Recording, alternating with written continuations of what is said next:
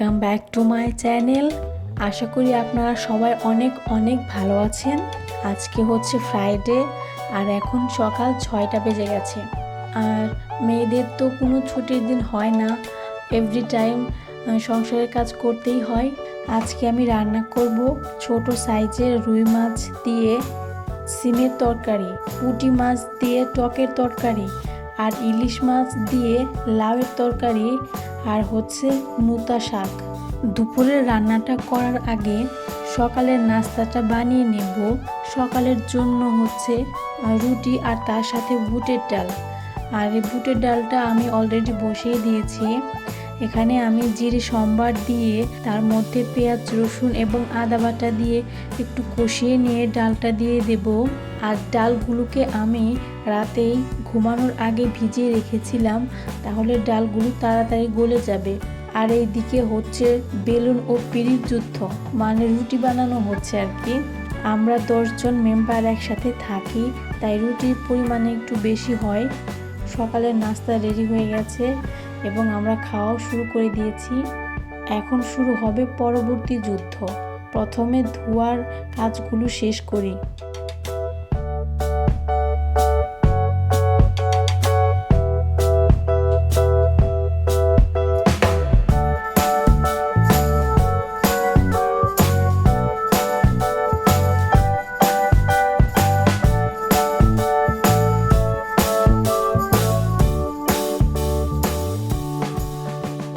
মাছগুলো ধোয়া হয়ে গেল, এরপর আমি শাকগুলো বেছে নেব।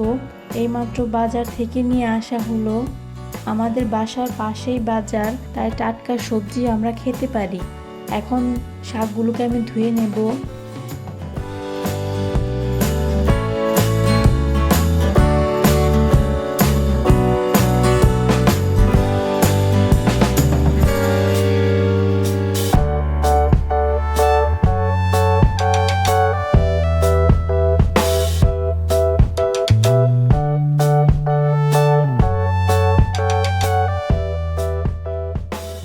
আর এখন আমি রান্নাটা শুরু করব।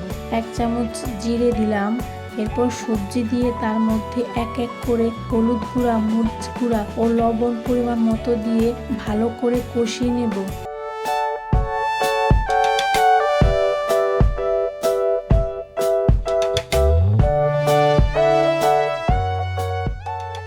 এখন দিলাম হচ্ছে পরিমাণ মতো জল। আর আমরা কিন্তু সবজির তরকারিতে পেঁয়াজ রসুনটা খাই না বললেই চলে। এখন আমি এর মধ্যে ভাজা জিরে বাটা দিয়ে নামিয়ে ফেলবো।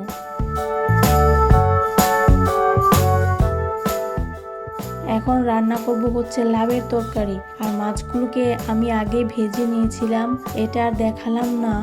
একেবারে A to Z দেখাতে গেলে দেখা যায় ভিডিওটা বেশি লং হয়ে যায় এবং সেটা দেখতেও বোরিং লাগে। দিলাম হচ্ছে 1 চামচ জিরে, এরপর লাউগুলোকে দিয়ে দেব। অনেকের কাছে লাউ সবজিটা সাধারণ মনে হলেও কিন্তু এটা অসাধারণ কাজ করে। আজকে আপনাদের আমি লাউয়ের কিছু হেলথ টিপস শেয়ার করব। লাউয়ে প্রচুর পরিমাণে minerals, calcium, magnesium, phosphorus, vitamin A ও ভিটামিন E থাকে। লাউয়ের বিশেষতা হচ্ছে ওয়েট লুজ করা। আপনারা যারা ওজন কমানোর জন্য অনেক ডায়েট ফাইট করেন, তারা অবশ্যই লাউয়ের জুসটা খাবেন, কারণ লাউয়ের জুস ওজন কমাতে ম্যাজিকের মতো কাজ করে। লাউ ব্লাড প্রেশার কন্ট্রোল রাখে এবং হার্টের জন্যও খুবই ভালো। আর এখন তো ডায়াবেটিস পান্তা ভাত হয়ে গেছে, মানে ঘরে ঘরে ডায়াবেটিসের রোগী দেখতে পাওয়া যায়। তাদের জন্য কিন্তু লাউ খুবই উপকারী। এখানেই শেষ নয়, লাউ হজমে সাহায্য করে এবং অ্যাসিডিটি রোধ করতেও সাহায্য করে। এইদিকে আমার লাউটাও হয়ে গেছে। এর মধ্যে আমি কোনো মশলা দেব না, কারণ ইলিশ মাছ আছে তো। এখন হবে সবচেয়ে মজার তরকারিটা, আর সেটা হচ্ছে টকের তরকারি। প্রথমে 1 চামচ জিরে দেব, এরপর দেব হচ্ছে 1 চামচ পরিমাণ সর্ষে। আর টকে কিন্তু সর্ষে সম্বার দিতেই হবে। এখন ফোড়নটা একটু কালো হয়ে গেলে এর মধ্যে আমি সবগুলো সবজি দিয়ে দেব। এরপর সবজির মধ্যে 1 চামচ পরিমাণ হলুদ গুঁড়া, মরিচ গুঁড়া এবং পরিমাণ মতো লবণ ও কাঁচা মরিচ দিয়ে কিছুক্ষণ কষিয়ে নিয়ে জলপাইগুলো দিয়ে দেব। আর আপনারা জলপাইয়ের পরিবর্তে অন্য টক ফলও দিতে পারেন, মানে যে কোনো টক ফল দিয়েই টক খাওয়া যায়, এমনকি লেবু দিয়েও খাওয়া যায়।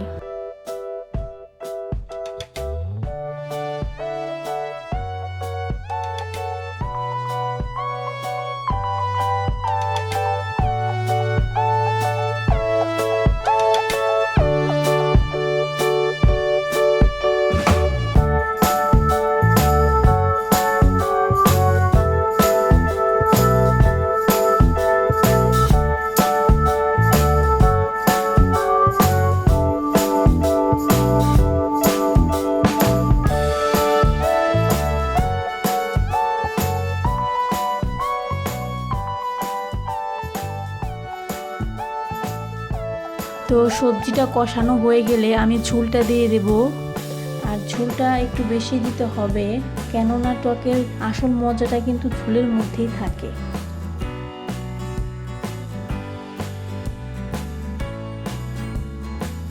এর মধ্যে কোনো মশলা দেব না। আপনারা হয়তো ভাবছেন মশলা ছাড়া তরকারি খেতে তো নিশ্চয়ই ভালো লাগবে না, কিন্তু আপনারা কিন্তু না খেলে বুঝতে পারবেন না যে এটা কতটা টেস্টি।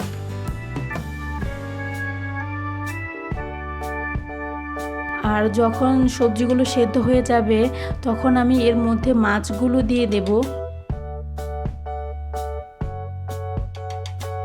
মাছগুলো দেওয়ার পর যখন তরকারিটা একটু ঘন ঘন হয়ে যাবে তখন আমি তরকারিটা নামিয়ে ফেলবো। টকের তরকারি হয়ে গেল। এখন আমি রান্নার শেষ পর্যায়ে চলে এসেছি। এখন করব হচ্ছে নোতা শাক। নামটা শুনে হয়তো বা বুঝতে পারছেন না, এটা শাকের ভর্তাও বলতে পারেন। রান্নাবান্না কমপ্লিট হয়ে গেল। আর এইদিকে রান্না শেষ হতে হতে আমার দুষ্টু মিষ্টি মেয়েটা ঘুম থেকে উঠে গেছে। ও একটু লেট করে ঘুম থেকে উঠে, তার জন্য আমি নিশ্চিন্তে রান্নাগুলো শেষ করতে পারি। এখন একটু ব্রাশ টাশ করে ফ্রেশ হয়ে নেব। আমাদের খাওয়া দাওয়া হয়তো আগেই শেষ হয়ে গেছে। এখন আমি প্লেটগুলো ধুয়ে নেব।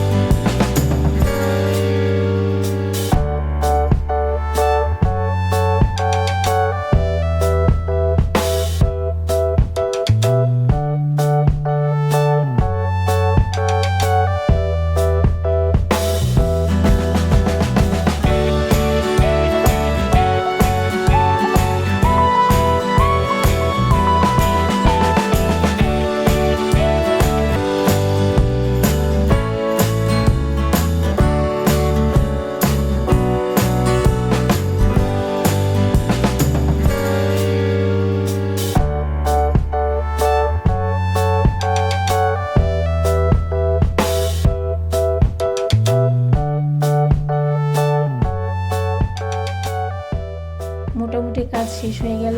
আর এখানে আমার মেয়ে ও তার বোনেরা বসে টিভি দেখছে।